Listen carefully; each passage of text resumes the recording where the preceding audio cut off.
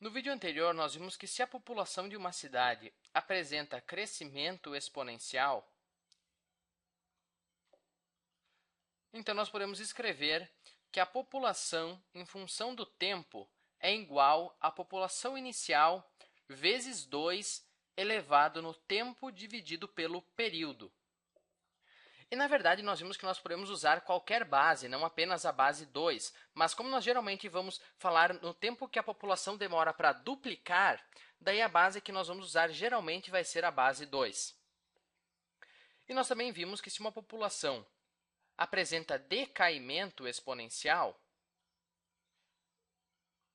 e na verdade nós não vimos muito sobre decaimento exponencial, né? Mas é basicamente a mesma coisa, só que ao invés de aumentar, vai diminuir exponencialmente. Daí a população pode ser expressa pela fórmula população inicial vezes...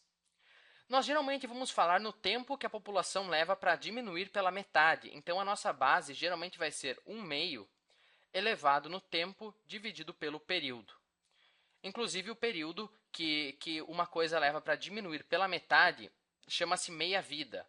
Na verdade, não existe meia-vida de uma população, né? Nós vamos ver meia-vida de substâncias radioativas ou meia-vida de medicamentos, né? Porque não é apenas a população de uma cidade que pode ser expressa com modelos exponenciais. Existem várias outras coisas, como, por exemplo, quantidade de substância radioativa, número de bactérias em uma colônia ou quantidade de remédio que fica no nosso corpo. Inclusive, eu me lembro que eu fiz uma questão uma vez que tinha uma tabela com o número de transistores em processadores de computador e dizia que o número aumentava exponencialmente, daí era para fazer um modelo e prever quantos transistores haveria num computador em 2020. Enfim, então são várias coisas nas quais nós podemos aplicar o crescimento e o decaimento exponencial, né? Então, eu estou falando em população de uma cidade aqui mais porque foi o exemplo do vídeo anterior, que é o que eu acho mais intuitivo para uma introdução. E lembrando, claro, que nós podemos usar qualquer base, não necessariamente a base 2 e a base 1/2. Inclusive, se nós podemos escrever isso aqui usando uma base 2, né? Lembre-se que 1/2 é a mesma coisa que 2 elevado na menos 1. Então, nós podemos escrever isso como P0 vezes 2 na menos T sobre P, né? Porque 1/2 é a mesma coisa que 2 na menos 1. Outra base muito comum, que você provavelmente vai encontrar em livros, é a base E.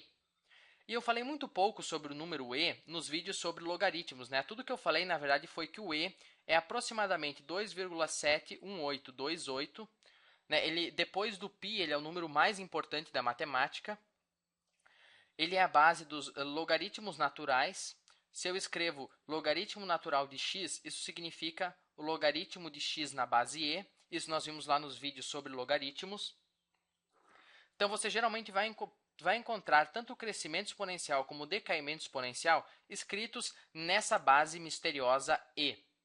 Nós vamos ver muito mais sobre esse número aqui, principalmente quando nós estudarmos cálculo.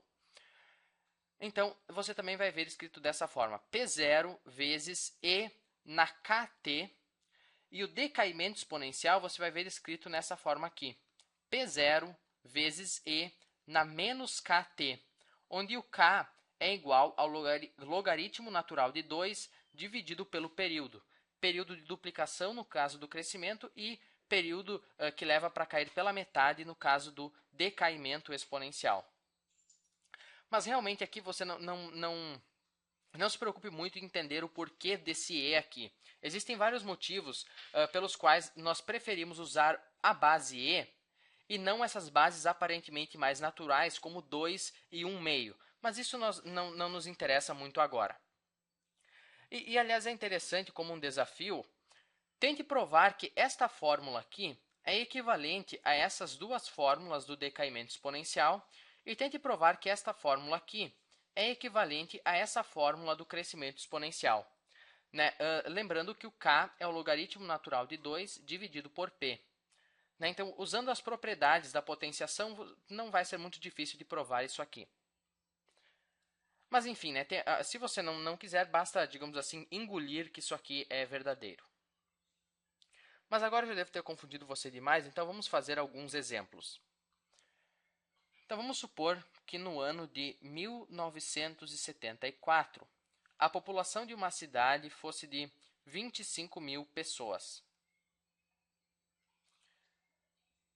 E sabe-se que o tempo de duplicação da população dessa cidade é de 25 anos.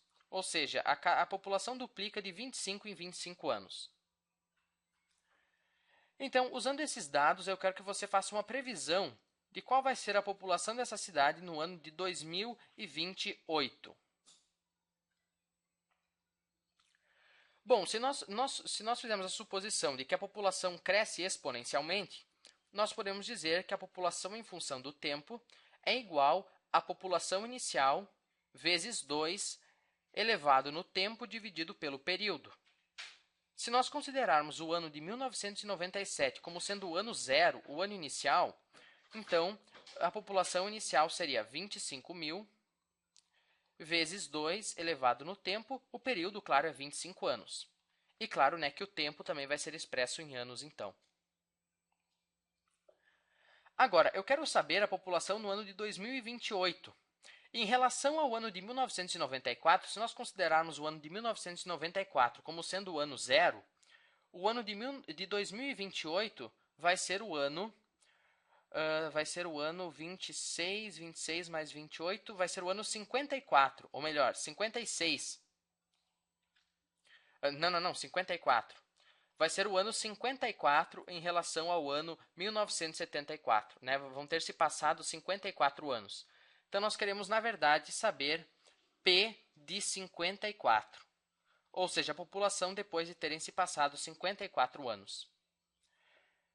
Então, basta substituir aqui na fórmula, né? Vai ser 25 mil vezes 2 elevado na 54 sobre 25, que é igual a 25 mil vezes 2. 54 dividido por 25, isso é 27 dividido por 5, que é 5,2. Então, é 2 elevado na 5,2. Agora, vamos usar a calculadora.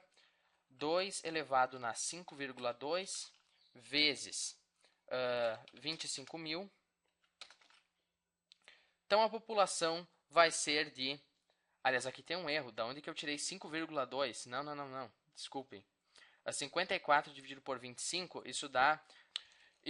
Vamos pegar a calculadora aqui para eu não errar de novo. 54 por 25, 2,16. Não acharia de cabeça 2,16. Então, agora sim, 2 elevado na 2,16 vezes 25 mil é igual a aproximadamente 110 mil habitantes, né? Aproximadamente 110 mil habitantes. Então, no ano de 2028. Agora, vamos fazer um outro problema. Vamos supor que numa outra cidade, no ano de 1983, a população fosse de 65 mil pessoas e que no ano de 2000 a população fosse de 80 mil pessoas. E eu quero saber qual vai ser a população dessa cidade, quero prever qual vai ser a população dessa cidade no ano de 2054. Bom, aqui eu não estou dando o tempo que leva para a população duplicar, né? Então, na verdade, nós vamos ter que usar esses dois dados que nós temos aqui para calcular o tempo que leva para essa população duplicar. Então, se nós fizermos a suposição que o ano zero é o ano de 1983, então o ano de 2000 vai ser o ano 17 e o ano de 2054 vai ser o ano 71. E supondo que a população cresce exponencialmente, então a população em função do tempo é dada por 65 mil vezes 2 elevado na tempo dividido pelo período que eu não sei. Nós vamos primeiro usar esses dados para descobrir o período e daí achar uma estimativa da população em 2054. Então, vamos lá. Eu sei que a população no ano número 17 é de 80 mil pessoas. Então, a população no ano 17 é 80 mil pessoas. Bom, a população no ano 17, basta substituir o 17 no lugar do t, né?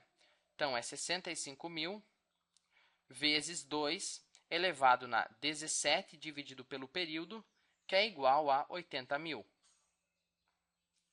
Então, dividindo os dois lados da equação por 65.000, eu fico com 2 na 17 dividido por p é igual a 80.000 dividido por 65.000.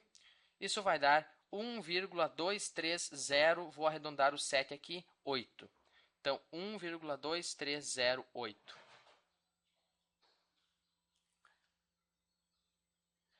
E agora, se você lembra lá das equações exponenciais, eu recomendo que você assista lá aos vídeos.